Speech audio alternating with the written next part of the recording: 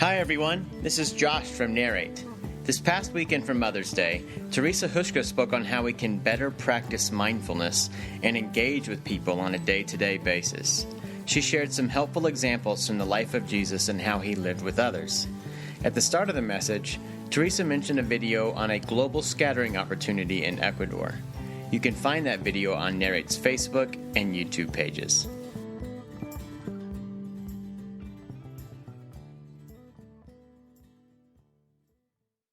Hey, good morning. My name is Theresa, and I'm excited to get to be with you guys this morning. And I do have the privilege of being married to Adam, who is normally up here getting to be with you at the Narrate gatherings on Sunday mornings. However, this morning he is getting to be with our three boys at the baseball field. And so there they are, my wonderful testosterone house. I love them, though. They're great. So I'm excited to get to be here with you this morning and just get to share, because honestly, I consider it such an honor to get to be a part of Narrate with you guys, because you value interpersonal connections. You guys choose to get alongside people and serve our community and better our community. And not only on a local level, but as we saw in the video, on a global level. 7 years ago, I got the chance to meet Noreen O'Leary, and we've actually gotten to be really good friends over these 7 years. And she's married to Bob O'Leary, and they invited us and gave us the opportunity to connect down in Ecuador with that developing country and some of their culture and some of their disabled people that they're supporting, and just to help build that community up, just like we do here, only we're working alongside the people there that are volunteering and spending their time and money to better their own community. And it's really been a wonderful opportunity. And granted, there is a conversation sometimes with mission work that the $1,500 that I spend just on the ticket to get me down there, when I save my money, I could just send that money down there, and that would help that developing country a lot more, right, than it putting me on a plane and getting me there. However, it's just about solving a problem when you look at it that way. When you talk about how much money it takes to take us all the way from Montana down there, we should just send that money to solve the problem, right? But there's a process along the way that perhaps has more value than just solving the problem. It's getting there and getting there together. I mean, what are the things that people mentioned during that video, right, on why they went? They wanted to learn things about themselves. They wanted to be together. They had been praying about it and decided this was an opportunity that they wanted to be a part of, that they wanted to connect, perhaps with narrators here, that they wanted to experience a different culture, and they just wanted to spend time together. Sometimes people go for different reasons, but what they experience on that trip is all the same, right? Barriers are broken down. There's transcendent experiences, that you can't put words to between those cultures, but because we're all human, we're all of the same species, we can interact and still have value with that experience.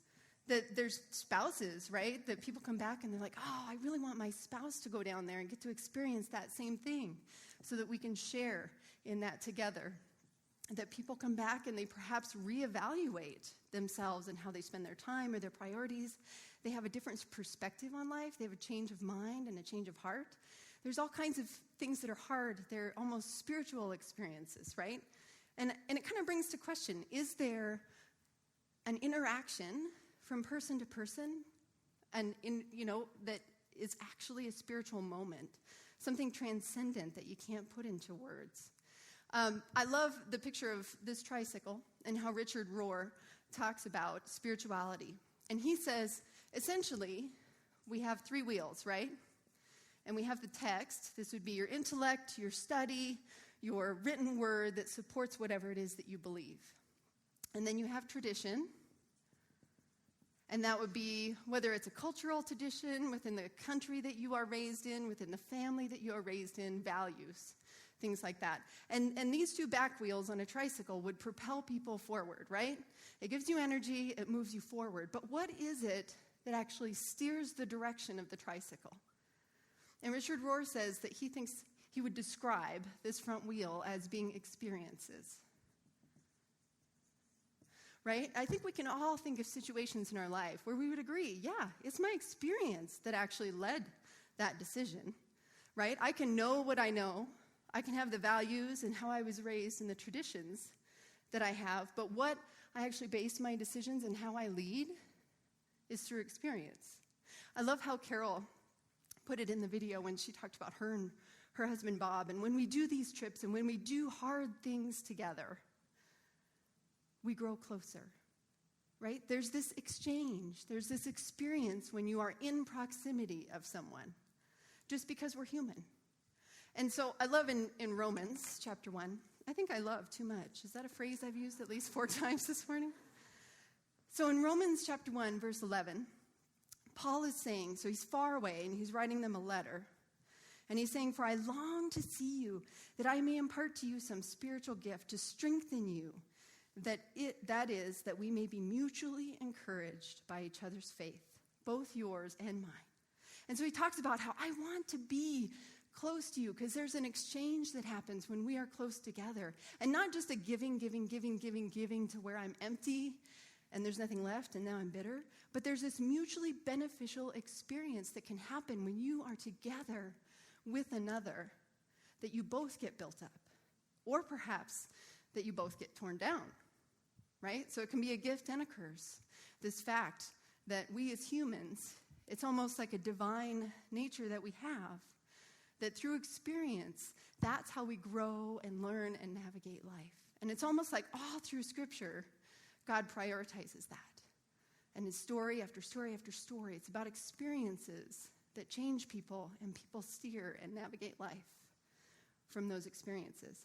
I love how Brennan Manning says it in his book, The Tenderness of Christ, Relentless Tenderness of Jesus.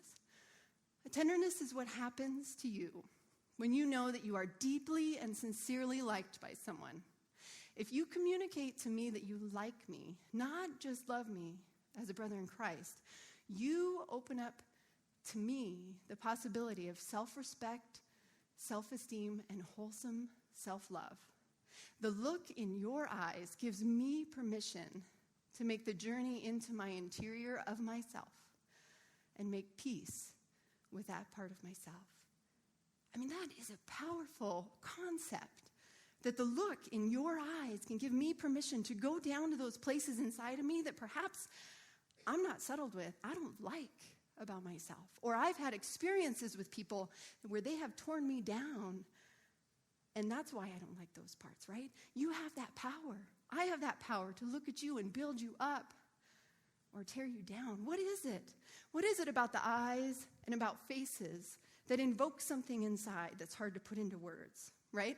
So it's Mother's Day. I'd just like to show off my boys if I could.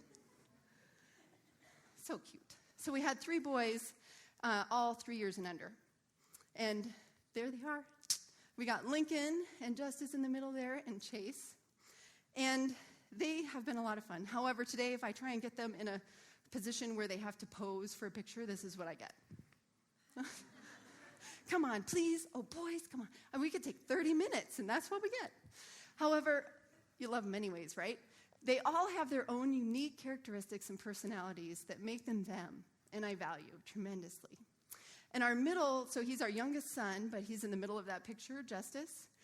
He has known since he was very young, he's understood that level of connection, the eye contact, the facial expressions. He has known that since he was a baby. He's always been really smiley and physical touch and connecting and very aware and mindful of his situations and perhaps what other people are feeling. Even today, he likes to make us laugh. And he likes to connect through facial experiences and through eye contact and through touch. Every time we happen to come across a situation, in particular, where there's something very cute, and he wants me to acknowledge this cute thing. And even to look and reach out and touch and pet dogs. Every time he wants me to look at a dog, and he wants me to touch and connect and value this cute dog. And why does he want to do that? Well, because our family, we have the knowledge that we want a clean house. And we are never home, and that poor dog would be stuck at our house. So we have a value that we will not have any pets. But if there's enough experiences with cute, sweet, soft, lovable dogs, maybe he could just sway and direct our family in that direction. So he understands the power of experience. Let's look real quick, if you will, with me in Matthew chapter 8. And we're going to go through a series of times when Jesus chooses to connect with people. There seems to be a pretty steady theme. And if we could just acknowledge perhaps the simple distraction that we are talking about when Jesus is healing people, and there's kind of a scientific distraction that I easily notice when I'm going through Scripture, and I honestly kind of have a challenge with it. I work in the medical field. Part of me is like, really, God? You just walk around and touch people and heal people? Well, then what do we need Obamacare and all this pain for? Just bring down a bunch of Jesuses. Well, I'll be fine. Right? So I have the medical knowledge that supports, that doesn't sit comfortably with me. I also have the personal experience that my father is deaf, and I was raised in a deaf home. And a majority of his young spiritual life, he was told by people in the church, elders and leaders and whatever, that if he just confessed the sin that he was holding back, he could hear again. So that's kind of some background I come from. I have a mother that has a psychological illness, and it has made her completely relationally unavailable as far as motherhood and parenting relationships go. And so there's a lot that sits uncomfortable in my heart about healing. But if you could can we just go together, perhaps, and have a 10,000-foot view of what Jesus is doing and the value he's putting on people and what he chooses to prioritize in interpersonal connections, and maybe not get so distracted with the details and the science of the healing, if you will. Adventure together with me. So we'll start in chapter 8. Jesus came down from a mountain. Large crowds had followed him, and a leper came to him and said, Lord, if you are willing, make me clean. And Jesus stretched out his hand, and he touched him, and it was so. He healed him. And so not only did this leper have a communicable skin disease that was easily contracted by any kind of proximity or touch, and Jesus in his 100% humanness took that risk, but he also perhaps recognized that lepers in that community, maybe that leper has not been touched for years. No physical touch. And there was some value to that interaction. So he was healed. Okay, got that off our list. Keep going. And he's going to Capernaum, right? And we got a centurion that stops him and says, oh, hey, Jesus, Lord, my servant is lying paralyzed at home, fearfully tormented. And he said, will you come and heal him? And Jesus says, I will. Let's go together. I'll come with. Let's go together. It's this experience together. And the centurion gives this long speech. He says, oh, no.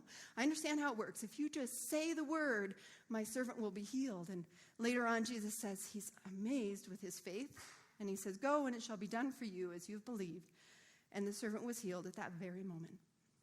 And so we have two examples, right? We have the proximity of Jesus touching, and we also have the power to heal and solve the problem from far away. Okay? So Jesus shows his power in two different ways.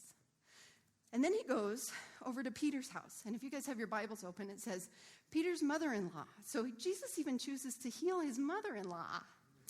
However, thank you for laughing, because I was trying to be culturally relevant there, because I don't understand sarcasm. I have an amazing mother-in-law, and so I don't get all those jokes, but I understand that some people do.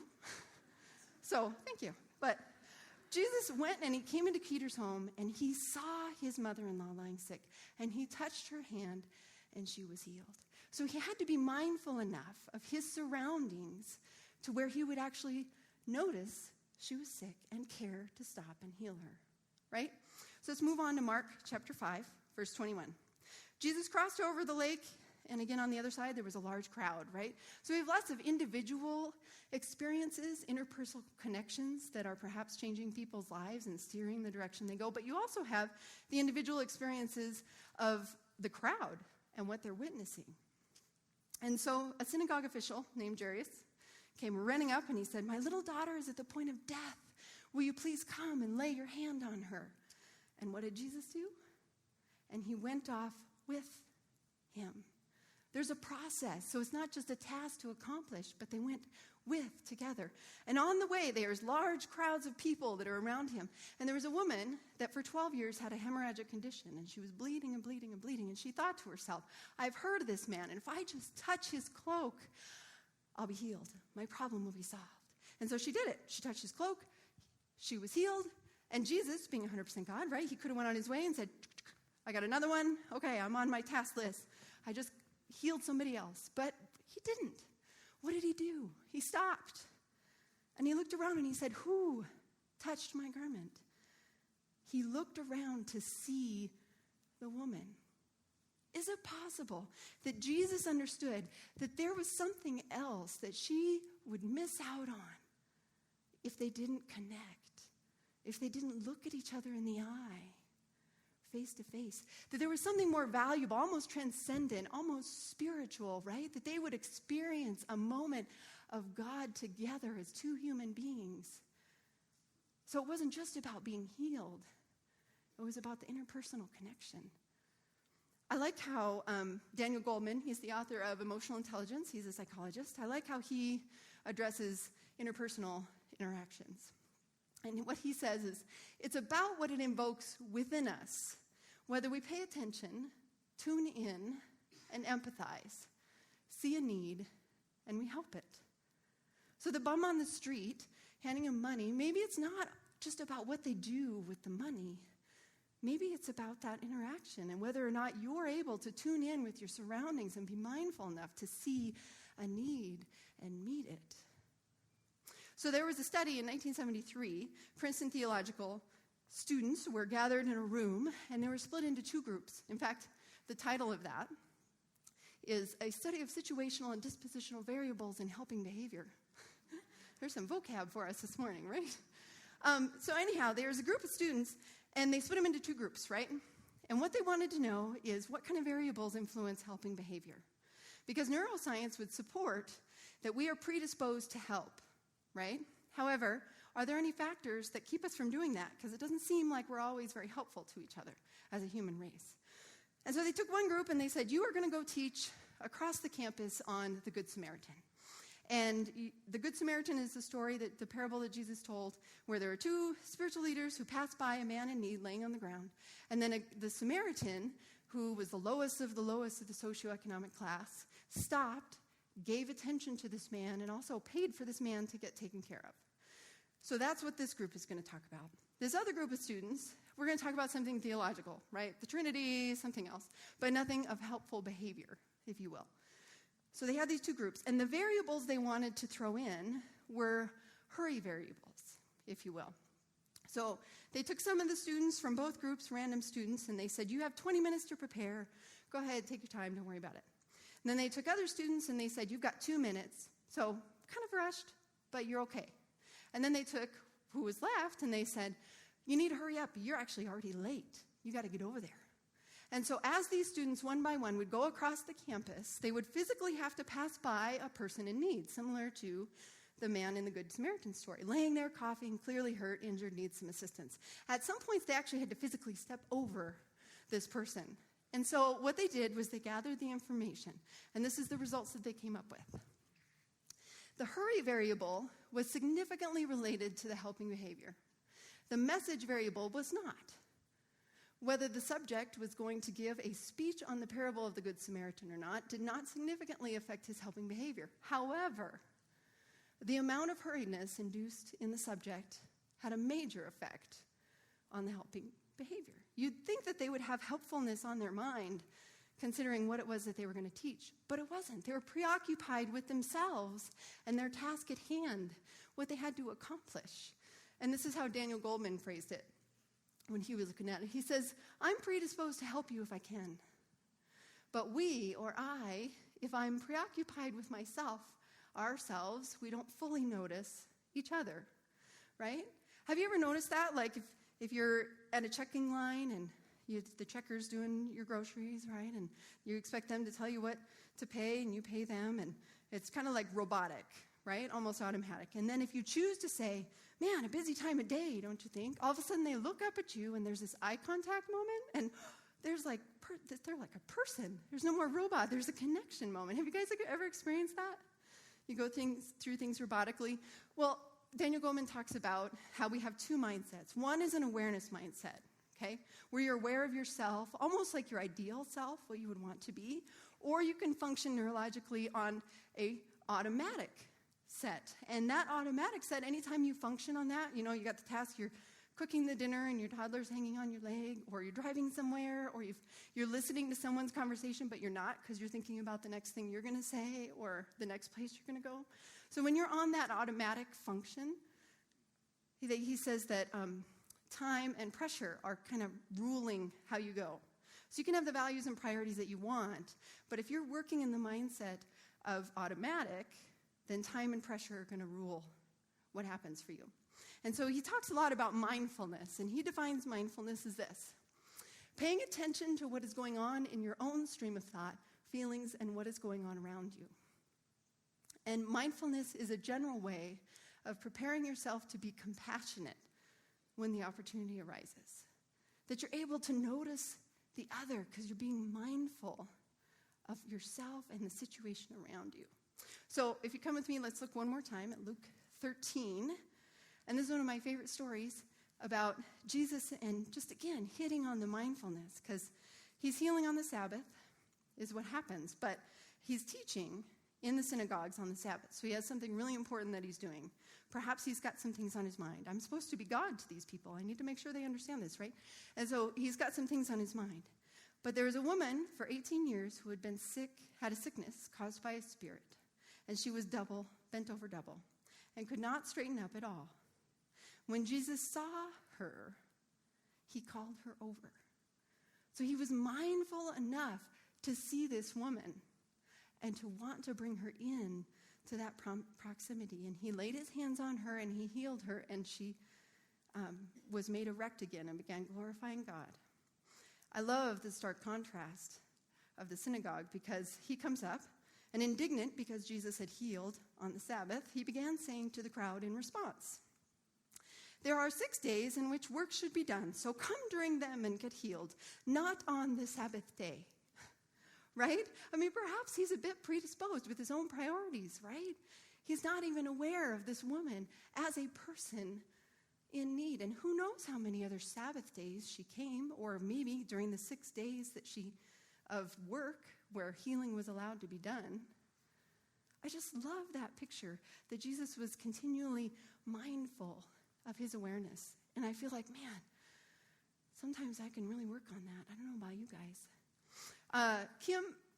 Karen Armstrong is an ex-nun, and she is a historical religious historian. She has written many books of religious comparison, and I love how she takes an angle. We've all heard the golden rule, right? Where you've got, do unto others what you would want do to you, or don't do to others what you wouldn't want have done to you, right? The positive and the negative versions. And those are kind of just a bunch of words. But Karen, I love her phrasing of it, because what it does is it causes me to be a little bit introspective and maybe give some depth to what those words mean. So let's look at what she says. Look into your own heart and discover what it is that causes you pain, and then refuse under any circumstance whatsoever to inflict that pain on anybody else. And then she goes on to quote Confucius, where he says, living the golden rule all day and every day, you dethrone yourself from the center of your world, and you put another there. And you transcend yourself, and you bring yourself into the presence of God. Something that goes beyond what we know in our ego-bound existence. Isn't that true? I mean, does that put a few words that we can experience perhaps a part of God, or a moment, a spiritual moment together when we choose to be aware? This morning, if you don't mind, instead of praying and ending, but as the band comes up, if you guys would all stand, please, I'd like to say a benediction over you, so that we can all be together in our experiences and proximity of each other. So may you, this week, have mindful interactions with people. And may you, the look in your eyes, give someone else the courage to face their inner self and perhaps the things that they don't like. And may you get to experience interpersonal people interactions that build you up and them, and in that, transcend and experience God.